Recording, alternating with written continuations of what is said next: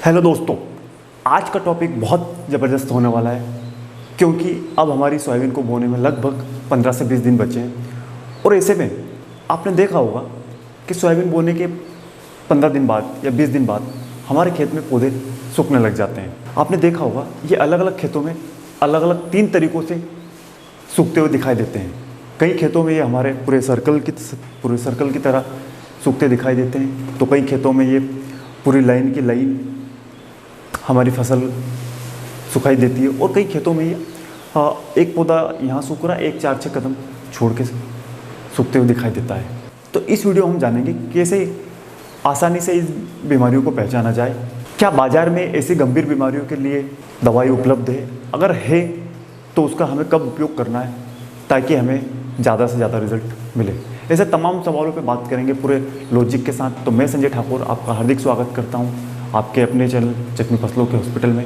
क्या आप technically knowledge के साथ अपना उत्पादन बढ़ाना चाहते हैं तो आप हमारा चैनल सब्सक्राइब कर सकते हैं। आप हमें फेसबुक और इंस्टाग्राम पे भी फॉलो कर सकते हैं। यह वीडियो हमारे किसान भाइयों के लिए तो बहुत ही काम का है, साथ ही साथ उनके बच्चे अगर एग्रीकल्चर में अपना भविष्य देख रहे हैं उनके लिए भी ये वीडियो बहुत ख़ास है। साथ ही साथ ये वीडियो उनके लिए भी ख़ास है जो हमारे व्यापारी बंधु हैं, जो डायरेक्ट किसान भाइयों से जुड़े हैं, जो दवाइयों को मार्केट में सेल करते हैं। ये उनके लिए भी बहुत ख़ास है क्योंकि देखिए अभी हो क्या रहा है कि हमें प्रॉब्लम पेट दर्द की है और हम सिर दर्द की गोली ले रहे हैं।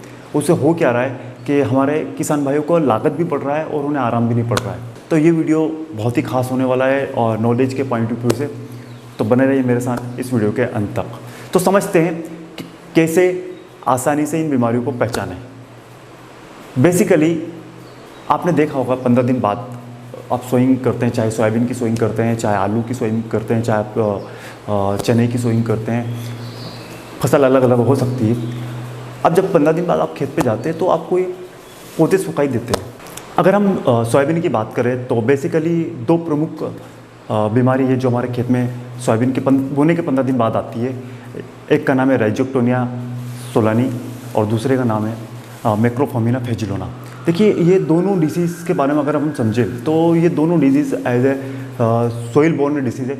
मतलब कहने का मतलब कि ये मिट्टी जनित बीमारी है। और एक बात मैं यहाँ बताना चाहूँगा कि हमारे भारत देश में जितनी भी बीमारियों के कारण फसलों का आर्थिक नुकसान होता है किसान भाइयों का, उसमें से 50% सोइल बोर्न डिसीज़ का होता है।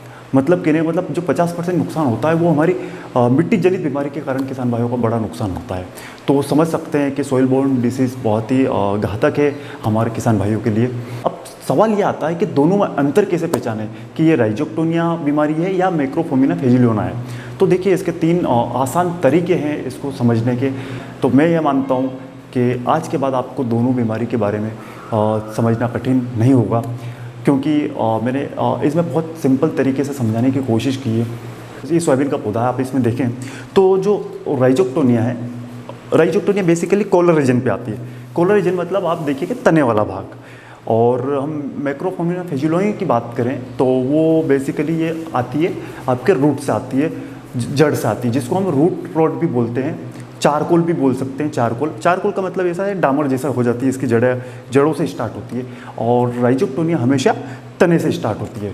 दूसरा आप अंतर देखेंगे कि जैसे अब इसको कॉलर रीजन क्यों बोलते हैं?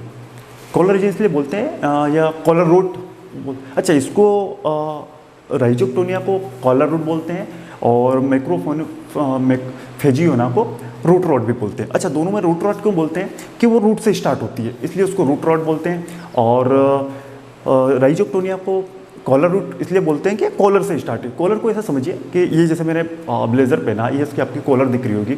कॉलर के बाद मेरी आपको यहाँ पर स्पेस दिख रहा होगा। जैसे ही मिट्टी है और मिट्टी के बाद से जैसे ही मिट्टी से सटा हुआ भाग है, मिट्टी से जस्ट थोड़ा सा ऊँचा है, इसको यहाँ पर देखिए आप, यहाँ तक मिट्टी है और यहाँ से ये आपको दिखाई दे रहा होगा। आप फोटो में भी देख रहे होंगे, आपको दिखाई दे रहा होगा ये मिट्टी से जस्ट थोड़ा सा ऊंचा वाला भाग है जिसको कॉलर बोलते हैं। कॉलर से मतलब कॉलर से थोड़ा सा, इसलिए इसको कॉलर रॉड बोलते हैं। अच्छा रूट रॉड मैक्रोफोमिना को इसलिए रूट रॉड बोलते हैं कि हमेशा जड़ से स्टार्ट होती है। अच्छा मैक्रोफोमिना की एक खासियत ये है कि ये 15 साल तक हमारे खेत में सुस्त अवस्था में पड़ी रहती है। दूसरा, आप हमेशा ध्यान रखिए कि दोनों बीमारी का आने के सिम्टम्स अलग अलग है। जैसे कि मैंने पहले भी बताया कि जो रूट रॉट रहती है, जिसको मैक्रोफोमिना फिजिलोना है, ये हमेशा जड़ से स्टार्ट होगी, यहाँ से जड़ के भाग से स्टार्ट होगी, और राइजोक्टोनिया हमेशा तने से स्टार्ट होगी।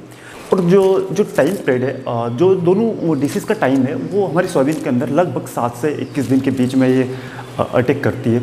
अब सबसे बड़ा सवाल यह, अगर ये बीमारी हमारे खेत में आती है तो इसका क्या शुरुआत में इसका इलाज है? क्या हम ऐसी कोई दवाई का उपयोग कर सकते हैं कि ये हमारे खेत में 15 दिन बाद दिखाई ना दे? तो हाँ, बिल्कुल इसका इलाज है। देखिए, अगर ये दोनों बीमारी को हमको कंट्रोल करना है तो सबसे पहले हमें सीड पे जाना पड़ेगा। जो सीड ट्रीटमेंट करना बहुत ज़रूरी है, क्योंकि देखिए शुरुआत में हमें इस बीमारी को कंट्रोल करना पड़ेगा। बाद में हम खड़ी फसल में इसका स्प्रे करें तो इतने अच्छे रिजल्ट दवाइयों के आते नहीं हैं, तो हमको इसके लिए बीज उपचार करना बहुत ज़रूरी है। अब बीज उपचार कौन सी दवाई से करें? अब सवाल यहाँ एक किसान भाइयों को आ सकता है कि भैया बीज उपचार कौन सी दवाई का करें, क्योंकि देखिए मार्केट में बहुत सारी डिफरेंट कंपनियों की डिफरेंट दवाइयाँ हैं, तो उसमें से कौन सी बेटर है, हम उस पर बात कर लेते हैं। देखिए, जितनी भी मार्केट में दवाइयाँ, पहले तो ये समझिए, देखिए जितनी भी बीज उपचार के लिए मार्केट में दवाइयाँ, बहुत ही सबका अपने अपना रोल है और सबका अलग अलग अपने अपनी जगह उनके फ़ायदे हैं। लेकिन हम सोयाबीन की बात करें तो बेसिकली अभी 3 टेक्निकल मार्केट में चल रहे हैं। यदि आप 1 to 1 बात कर लेते हैं, यदि बीज उपचार की बात करें तो जो बहुत पुराना टेक्निकल जो काफ़ी साल से चल रहा है, काफ़ी ट्रेंड में भी है, कार्बोक्सिन प्लस थायरम। आप अलग अलग कंपनी का ब्रांड नेम अलग अलग नाम से आता है। मैं आपको टेक्निकली सजेस्ट जरूर करूँगा। यहाँ पर पिछले वीडियो में मैं बोला मैं आपको टेक्निकली नॉलेज देना चाहता हूँ। कार्बोक्सिन प्लस थायरम आता है, आप उसका बीज उपचार करें। सोइल बोर्न डिसीज़ के लिए बहुत ही अच्छा टेक्निकल है। इसके अलावा आप कार्बेंडा प्लस मैनकोजेब, मेरे हिसाब से आप पाउडर के रूप में आता है, आप डालते ही हैं, वो भी आप बीज उपचार कर सकते हो उनसे। इसके अलावा भी लेटेस्ट जो टेक्नोलॉजी आ रही है, पायराक्लोरोस्टोबिन, साथ में थायोफेनेट मिथाइल, ये भी टेक्निकल एज ए ट्रेंड में है। ये भी कहीं ना कहीं हमारी सोइल बोर्न डिसीज़ को कंट्रोल तो करता ही है, साथ ही साथ हमारी फसल पे अलग थोड़ी सी चमक प्रदान करता है। यदि हम पायराक्लोरोस्टोबिन और थायोफेनेट मिथाइल का उपयोग करते हैं तो इसको प्रति कुंटल बीज में 200 ml प्रति कुंटल के बीच में इसकी मात्रा लेने, मतलब कहने का मतलब 2 ml प्रति किलो के बीच के हिसाब से इसका ट्रीटमेंट करना है। यदि हम कार्बोक्सिन प्लस थायरम पे जाते हैं, ये पाउडर फॉर्म में आता है, तो इसका हमें 2 से 3 ग्राम प्रति किलो के बीज के हिसाब से इसका ट्रीटमेंट करना है। और यदि हम कार्बेंडा प्लस मैनकोजेब पे जाते हैं तो आपका इसका 2 ग्राम प्रति किलो के हिसाब से इसका ट्रीटमेंट हमें करना है। और जो किसान भाई जैविक खेती करते हैं और जैविक खेती करते हुए इस बीमारी को कंट्रोल करना चाहते हैं तो फिर हमें वहाँ पर ट्राइकोडर्मा का उपयोग करना पड़ेगा। ट्राइकोडर्मा हमें 5 ग्राम प्रति किलो के हिसाब से लेना पड़ेगा, मतलब 1 कुंटल बीज में 500 ग्राम ट्राइकोडर्मा का उपयोग बीज उपचार के रूप में करना पड़ेगा। तो आशा करता हूँ वीडियो आपको बहुत अच्छा लगा होगा। यदि लगता है वीडियो आपको किस तरह फ़ायदा कर सकता है या आपको किस तरह की हेल्प कर सकता है तो प्लीज़ अपने व्हाट्सएप पे जाएं, वीडियो को शेयर करें, चैनल को सब्सक्राइब करें, ज़्यादा से ज़्यादा वीडियो को लाइक करें। तो फिर मिलते हैं एक नए ज़बरदस्त टॉपिक के साथ। तब तक अपनों की हेल्प कीजिए, किसानों की हेल्प कीजिए और देश के विकास को गति दीजिए। जय हिंद।